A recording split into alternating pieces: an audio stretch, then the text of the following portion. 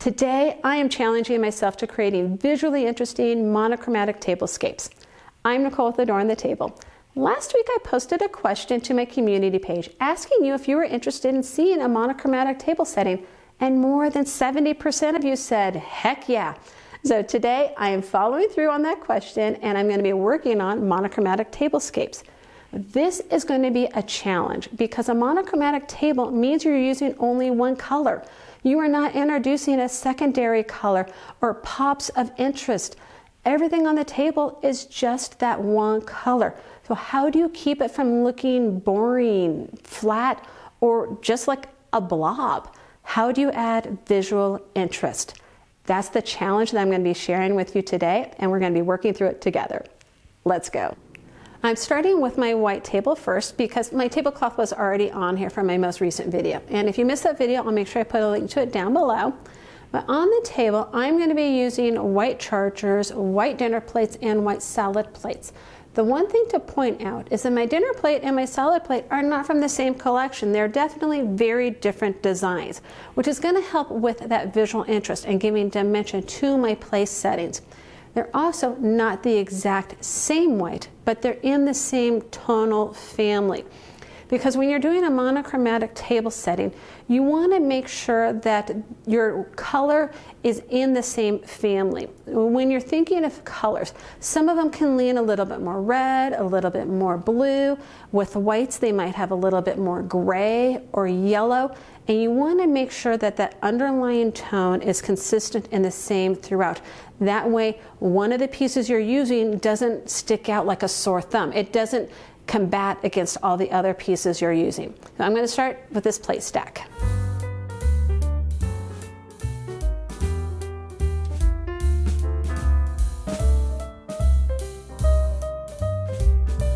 You'll notice that I'm being really careful on the direction of my plates. I want to make sure that it is consistent with each of my place settings.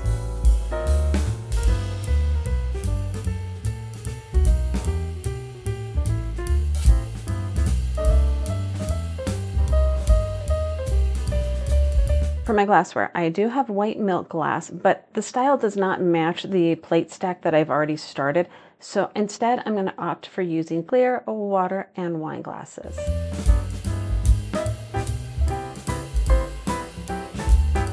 I don't have white flatware, but I do have these clear handled ones, which will pair nicely with the clear glasses.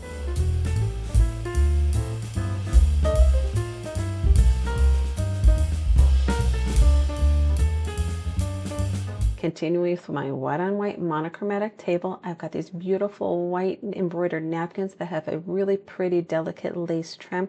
I'm folding them so that you can easily see that embroidered work, and then I'm taking my white napkin rings, sliding them down to sit just above the design.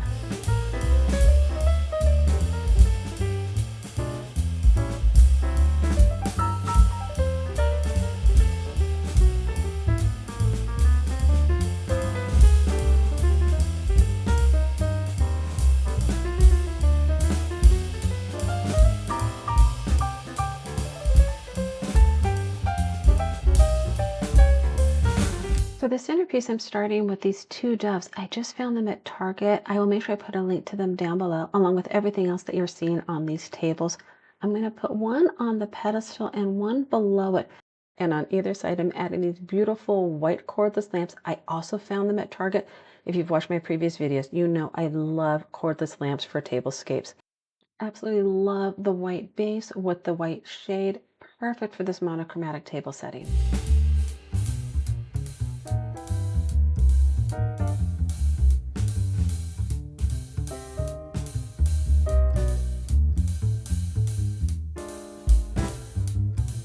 I really wanted to add a little visual interest between the two birds, so I grabbed the dried hydrangea that I found at the thrift store recently, but I just could not seem to make it work. It felt too overwhelming, too big for the rest of the setting, so I opted to not use it. But I do feel that this could really use a little something.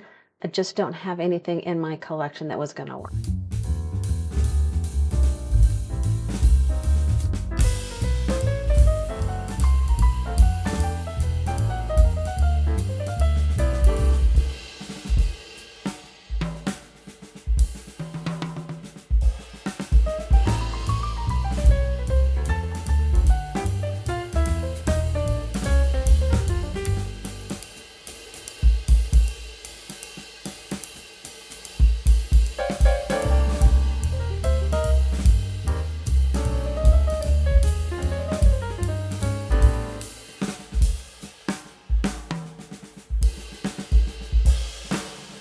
each of these monochromatic table settings, I'm going to be using some kind of tablecloth because it's going to give that full saturation of color as the foundation for the rest of the table setting.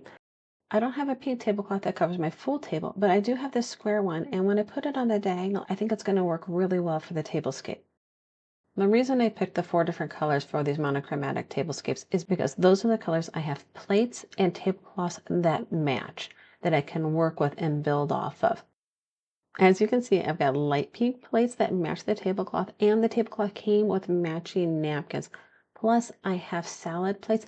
They look a little darker when they're stacked, but when you place them on top of the dinner plate, they're much more subtle, almost to the point that you don't see them.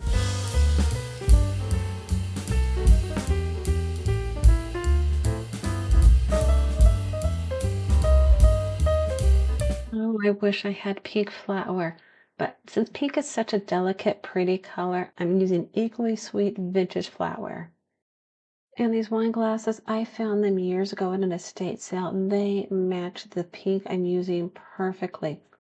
For the centerpiece, I have a vase filled with pink carnations, which I brought my plate to Trader Joe's because I needed to make sure that the pink flowers were going to match my plates with the right pink tone. It's so easy to think you're grabbing the right color and then come home and find that they just don't match. Then on each side, I'm adding these wicker tulips that I found at Target. They are so cute. And they come in a couple different colors. I'll put a link to them down below. They're a little more of a dusty shade of the pink I'm using, which is going to help with that visual interest. It's also adding texture to my table setting. I'm using vintage ashtrays to put inside of the tulip. That way I can put these pillar candles I also found at Target inside, and they won't damage the base of the tulip. I also had taper candles that were the same pink, but each place I put them, it just didn't seem to work. Sometimes you just have to realize if it's not going to work, don't force it. Allow it to be simple.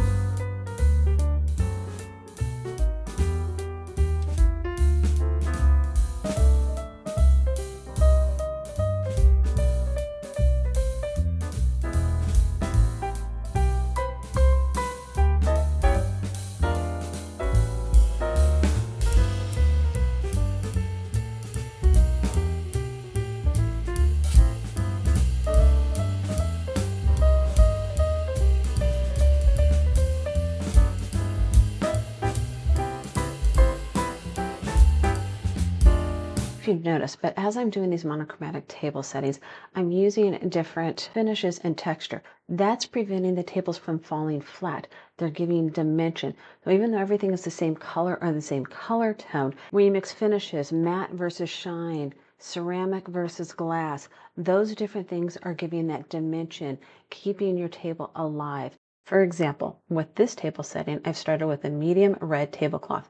Then I'm adding a deeper red shiny charger plate, on top of which my dinner plate matches the red of my tablecloth, and then the bowl has a similar deep shiny color as the charger plate. So I'm alternating the variations of the red I'm using along with the matte and shine finishes, which is what gives the table setting depth.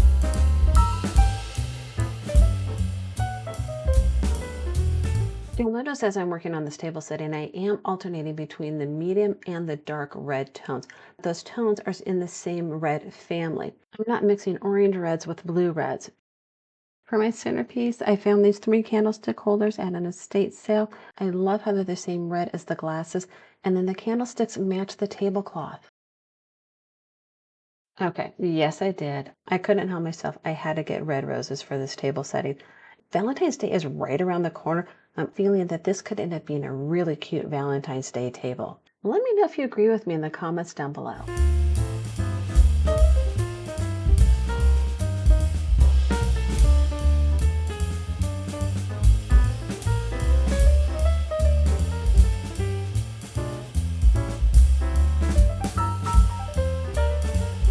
When I took a step back and looked at the table, I felt like it needed a little bit more. So I'm going to add these glass red gems and scatter them around the centerpiece.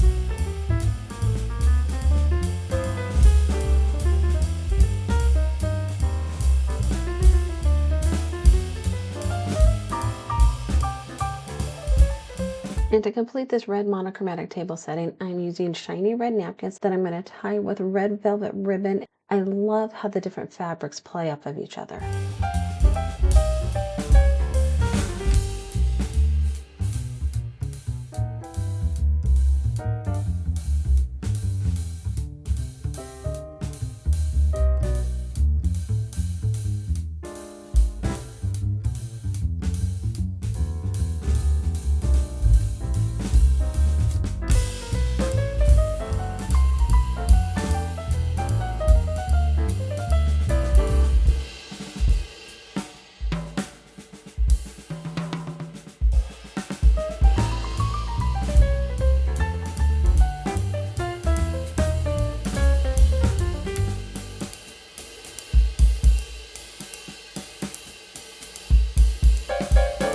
So now I'm working on my last table setting, the green one. You'll notice when I'm styling a monochromatic table, texture is important, but it's not the only thing I'm thinking about. What really makes the table feel attractive and intentional is everything around the color. First, I'm always looking at tone. Even when I'm working with one color, I don't want every piece to be the exact same shade. I mix lighter and deeper versions of the color, warmer and cooler undertones, so the table feels soft and layered instead of flat. Next, I'm paying attention to scale. If everything on the table is roughly the same size, your eye has nowhere to go. I like to anchor the table with larger pieces, then build in medium and smaller elements so there's rhythm across the table. And shape matters too. When the color palette is limited, shape does more of the visual work. So you need to mix pieces that are clean, some that are structured, maybe softer pieces with harder pieces. That contrast keeps your table from feeling stiff.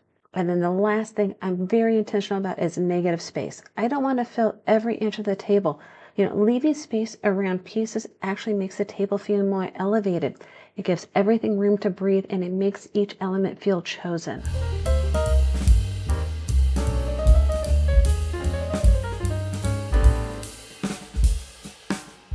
Okay, well, I'm starting with my velvet tablecloth. I love this tablecloth. You've seen it in past videos, and I'll make sure I put the links to those down below.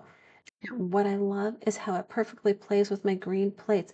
They're not the exact same shape, but they live in the same color family, which is what makes it work. Nothing feels too matched, but everything feels cohesive.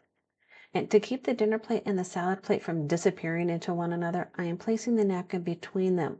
That single layer is going to create separation, add dimension, and gives the place settings a little more visual interest.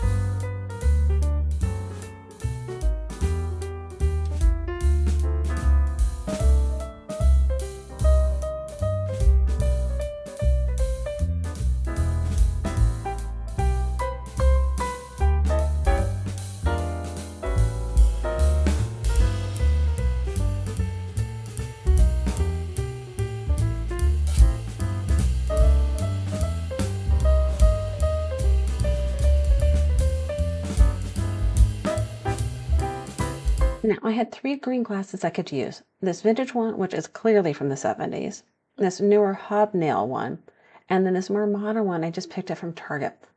Which one would you have picked? I decided to go with the vintage glass, and it really came down to how the color worked with the rest of the table. The green has a little warmth to it, and it plays beautifully with the velvet tablecloth and the plates. The other 2 were great, but they felt a little disconnected. This one seems to tie everything together. For the centerpiece, since this is a green table, food immediately came to my mind. I wanted something that felt organic and a little unexpected, which is why I'm going to be using my large faux green apple that I found while thrifting a while ago. It's oversized, which makes it feel playful, but the color is what's really going to work on this table. When I was at Target, I found these faux boxwood stems that are almost the exact same shade of green. I actually brought the napkin with me to make sure that the color would work. I'm going to be using 4 of the stems and then placing the large apple right in the center. That's going to give this arrangement some structure and keep it grounded. Then I'm layering in real green apples around the faux one and filling that empty space with real limes. And mixing the real and the faux keeps it from feeling too styled or too perfect, and the real fruit makes the whole centerpiece feel alive.